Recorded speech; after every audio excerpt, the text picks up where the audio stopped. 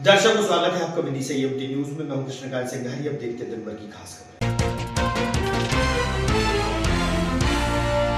विदिशा से एक दंपत्ति निकले धार्मिक यात्रा पर, पद यात्रा कर पहुंचेंगे मथुरा।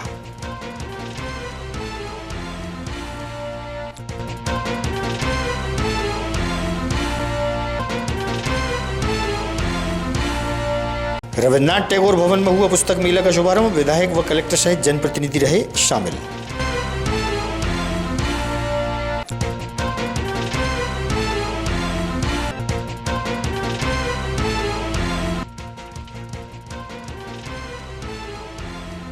और शासकीय अटल बिहारी वाजपेयी मेडिकल कॉलेज में हुआ कार्यशाला का आयोजन। देश भर के चिकित्सक हुए शामिल।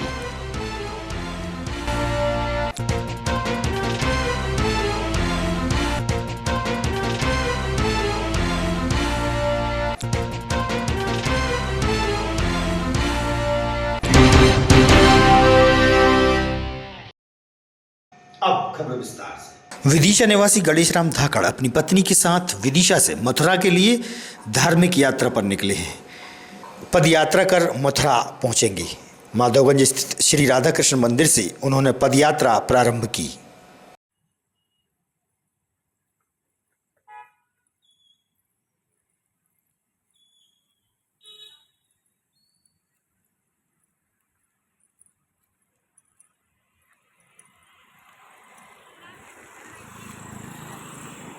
भाई साहब जी, आपका नाम बताइए। मैं गणेश राम धाकड़। ये जो आप यात्रा कर रहे हैं क्या है, बताएं।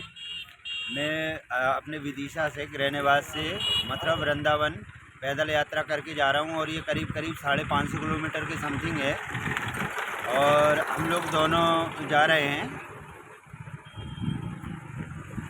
तो कितने दिन में पहुंचोगे आप? ये मेरा करीब 25 से 30 दिन में मैं मथुरा वृंदावन पहुंच जाऊंगा और 15 दिन लगभग वहाँ मेरा सारे जो तीर्थ मंदिर जो भी हैं वहाँ घूमने का मेरा प्लान है। सुबह कितने बजे से यात्रा चालू की थी और कहाँ से की थी? मैंने विदिशा से राधा कृष्ण मंदिर माधवगंज से सुबह 6 बजे वहाँ से प्रस्थान किया था और अब ये देखो मैं करीब 20-25 दिन में पहुँच जाऊँगा और अभी दोपहर में 11 बजे तक चलने का लक्ष्य है मेरा। शनिश्चरी अमावस्या के अवसर पर श्रद्धालुओं ने बेतवा में डुबकी लगाकर न्याय के देवता शनिदेव के दर्शन किए।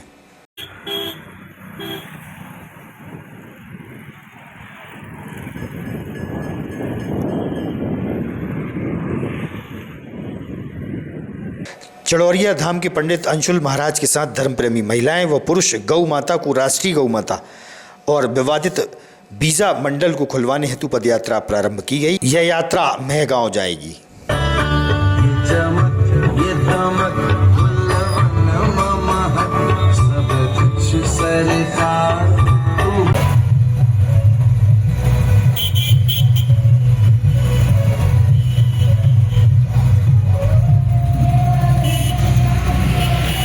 कहाँ जा रही, क्या उद्देश्य है इसका?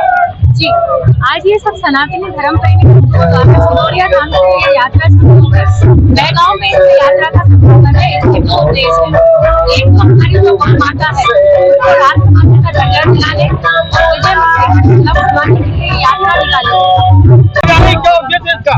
ये चड़ौरिया धाम से मेगांव धाम जा रही है। इसका उद्देश्य है गौ माता को राष्ट्र माता बनाना है और जो हमारा बीजा मंडल विजय मंदिर है उसका ताला खुलवाना है। उसी को खुलवाने के लिए ये यात्रा हनुमान जी महाराज के यहाँ अर्जी लगाने के लिए सभी विदिशा के भक्तजन, हमारे सभी हर युवा संगठन सब यहाँ पर एकत्रित हैं और ताला सबको खुलवाना है। जो ताला बहुत दिनों से वहाँ पर लगा हुआ है और जो कागजों में नाम लिखा हुआ है उसका मस्जिद, उसको हटा के जो है अपना बीजा मंडल विजय मंदिर, उनकी जो चट्टानें हैं वहाँ पर भी मंदिर का नाम लिखा है, लेकिन ताला सरकार साथ जब तक नहीं देगी और सब साथ जब तक नहीं होंगे आंदोलन नहीं होगा, जब तक ताला नहीं खुलेगा। तो सबसे निवेदन है और सब साथ रहें और आगे चल के फिर से मंदिर के लिए आंदोलन होगा और ताला खुलेगा। हिंदू कमेटी के अध्यक्ष है, तो शहर में किस तरीके की इस प्रकार जो गुरुजी ने बताया अलग जगाने का कार्य करेंगे युवाओं में।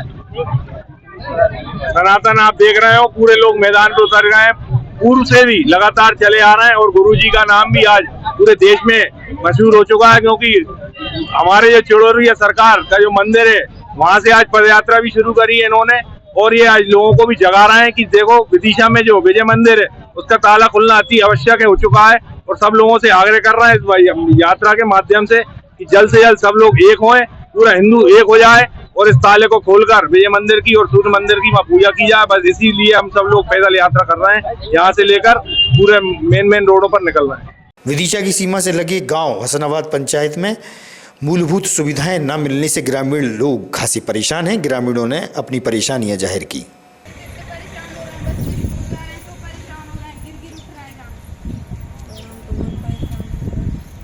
बीमार भी हो रहा है तो ऑटो नहीं जा पा रहा वहाँ मेरे से।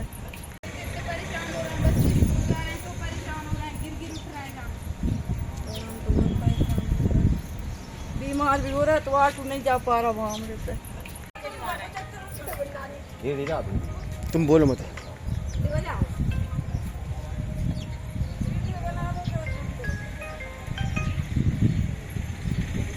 मैं आपका कविता कुशवाहा। कहाँ रहती हैं आप? यही नाम बताओ हर्षनाबाद में। वार्ड का? हर्षनाबाद में। हसनाबाद में क्या समस्या है यहाँ पर? यहाँ पे पानी भर जाता है, बहुत ज्यादा कीचड़ होती हैगी और अभी बहुत ज्यादा पानी भरा था यहाँ पे। बहुत समस्या आई स्कूल वालों को भी, पैदल चलने वाले को भी। सरपंच कौन है यहाँ पर? नाम देवेंद्र धाकड़ है शायद, डांगी। शहर से लगभग 5 किलोमीटर की दूरी पर डावर पंचायत के अंतर्गत क्षेत्र में कॉलोनी काटी गई थी। रहवासियों को विद्युत व्यवस्था नहीं होने से परेशानियां पैदा हो रही है। चर्चा के दौरान उन्होंने बताया।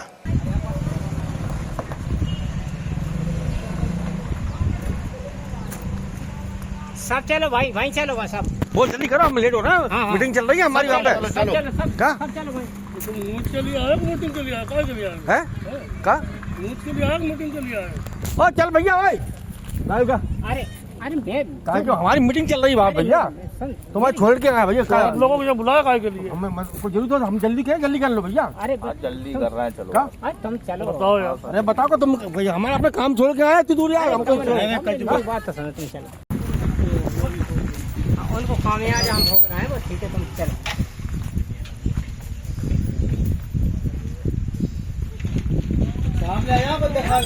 बता दूंगा नहीं और का।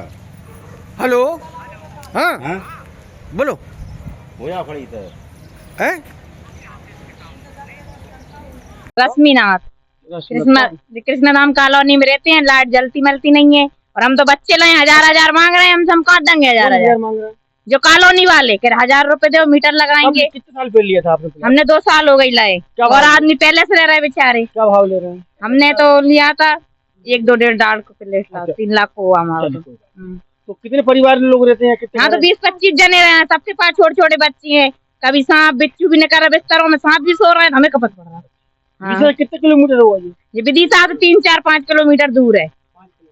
हुकुम सिंह यार, कहाँ रहते हैं? ये कृष्ण धाम फेज 2। कहाँ पर ये? ये अहमदपुर रोड बाईपास है। अच्छा, क्या समस्या है यहाँ पर? यहाँ पे लाइट नहीं है, नल की व्यवस्था नहीं है और हर प्रकार की व्यवस्था जिन्हें झूठ बोल कर प्लाट दी है। अच्छा हाँ, अब यहाँ पे ऐसे जहरीले जानवर तमाम ऐसे निकल। यहाँ पर लाइट खम्भे, लाइट नहीं है? नहीं, लाइट नहीं है। 2 साल से गड़े हैं जी खम्भे। अच्छा हाँ, 2 साल से गड़ा के कह दिया कि लाइट आ रही है। अच्छा, लेकिन लाइट नहीं आ गई और अभी भी आप देख लो यहाँ पूरा अंधेरा पड़ा हुआ है। क्या नाम है आपका?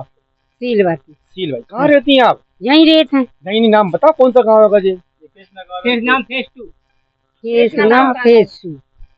क्या दिक्कत हो रही है यहाँ पर? अरे कसबरी दिक्कत है भैया। खबरी क्या दिक्कत है? लाइट नहीं है, पानी हुए जब तो लाइट से हुएगी जब तो है। कितने दिनों से रह रही हैं यहाँ पे? ये जहाँ में 2 साल हो गई, 3 हो गई।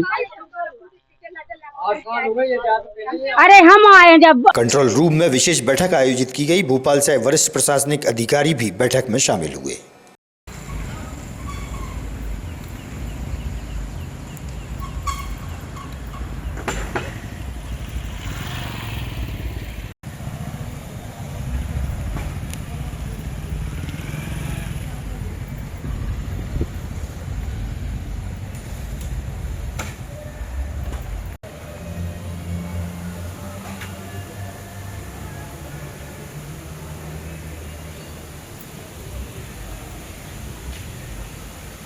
रविंद्रनाथ टैगोर भवन में पुस्तक मेले का शुभारंभ हुआ। 23 से 29 अगस्त तक यह मेला चलेगा। शुभारंभ मौके पर विधायक मुकेश टंडन, कलेक्टर अंशुल गुप्ता, नगर पालिका अध्यक्षा प्रीति राकेश शर्मा, जिला पंचायत अध्यक्षा सहित माखनलाल चतुर्वेदी विश्वविद्यालय के कुलपति भी शामिल हुए। शहर के वरिष्ठ व गणमान्य भी उपस्थित रहे। सभी ने पुस्तकों पर अपने अपने विचार व्यक्त किए। बड़ी संख्या में विद्यार्थी भी उपस्थित थे।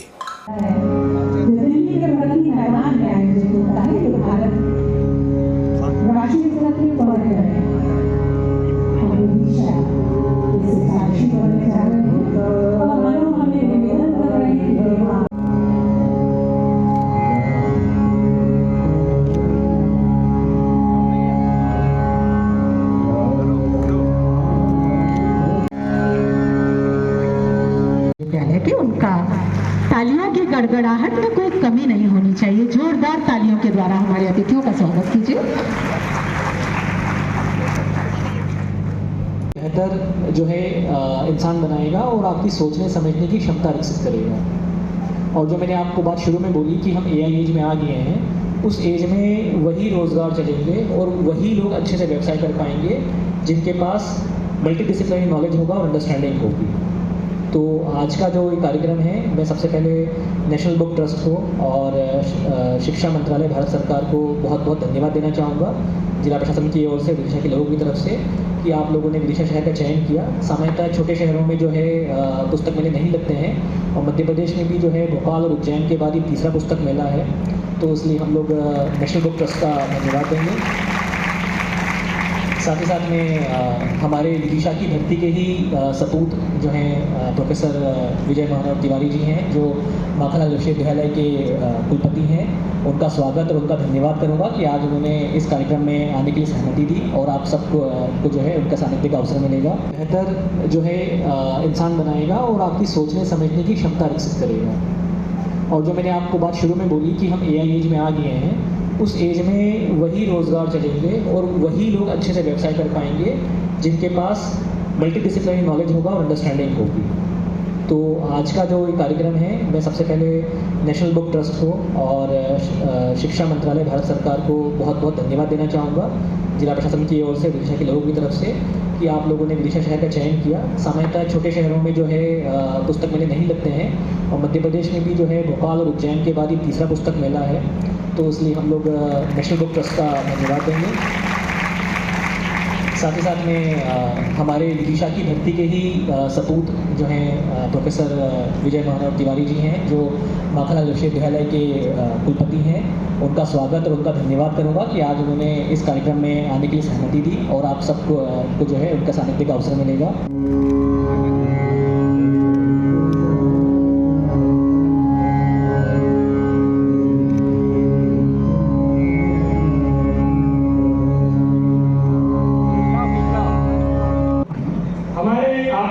संबंध जो मनुष्य और मनुष्य के बीच में है, जो परिवार के बीच में है, वो कुछ कारणों से पिछले 30 सालों में जो तकनीक के विस्तार हमारे बीच में हस्तक्षेप हुए हैं, संबंधों को उसका बड़ा असर पड़ा है।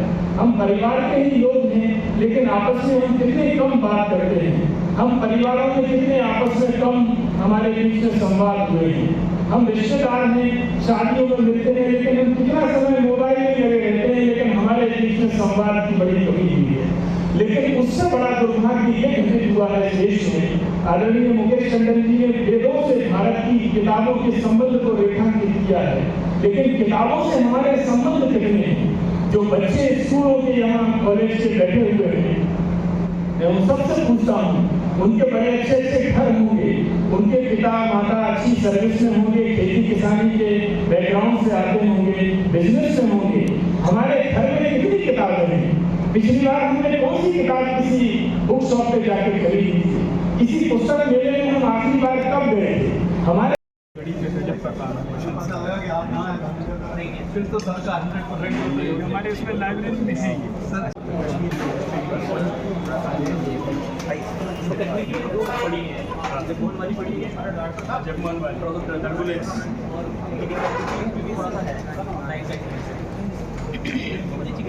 पंडिता की आपकी वाली बैठेगी तो अच्छा है।